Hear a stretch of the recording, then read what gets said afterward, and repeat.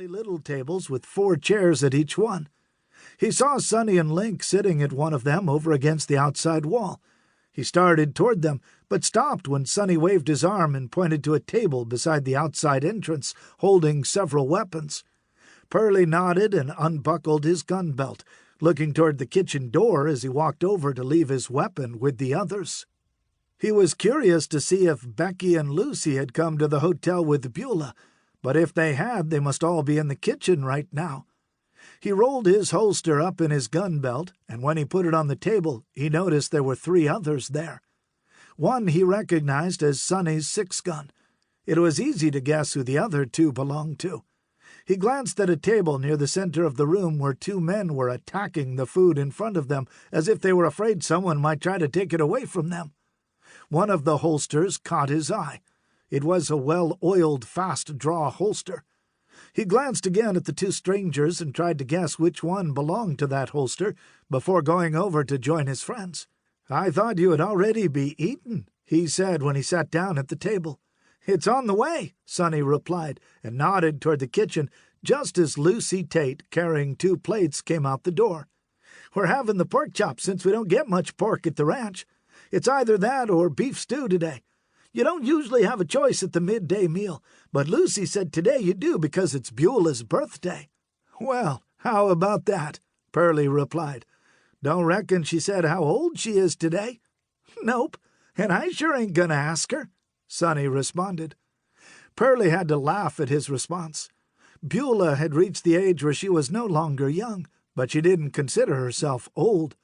Only she knew how many notches she had actually acquired. "Well, there you are," Lucy Tate greeted him.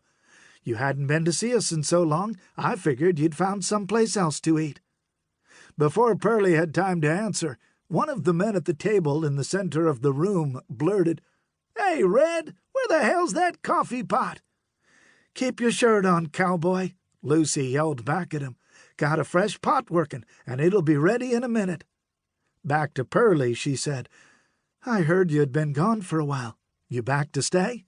"Far as I know," he answered. "At least I ain't planning to go anywhere right now." He looked at Link and winked. "I expect my brothers are thinking it's about time I did my share of the chores at the ranch." Back to Lucy, he said, "Those pork chops look pretty good. I expect I'll try 'em too." "Right," Lucy replied. "I'll tell Becky to bring you a cup of coffee." He hadn't asked, but she figured he was wondering where Becky was. As she walked past the table with the 2 strangers, one of them stated loudly, "The coffee, Red!" "I told you," she replied. "It's making.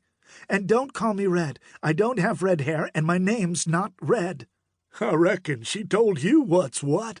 Leonard Watts japed and reached over to give his partner a playful jab on his shoulder.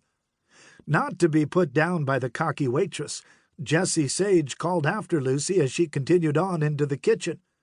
"What is your name, Sassy Britches?" There were only a few other patrons in the dining room, but Lucy didn't respond to Jessie's last attempt to rile her, sensing an air of discomfort among those diners already. When she went into the kitchen, she met Becky Morris on her way out with a cup of coffee for Perley. She knew the young waitress must have recognized Perley's voice when he joined Sonny and Link. "He wants the chops," Lucy said. "I heard," Becky said, "but I thought I'd take him some coffee while Beulah's fixing up his plate." Lucy chuckled, unable to resist teasing her. "You do have good ears," she japed. "I could have waited on 'em." Accustomed to her friend's joking, Becky didn't respond while she went out the door, hurried over to Perley's table, and placed the cup of coffee down before him. "I know how you like your coffee," she said, "so I brought it right out. It's the first cup of a new pot. Beulah's fixing your plate right now."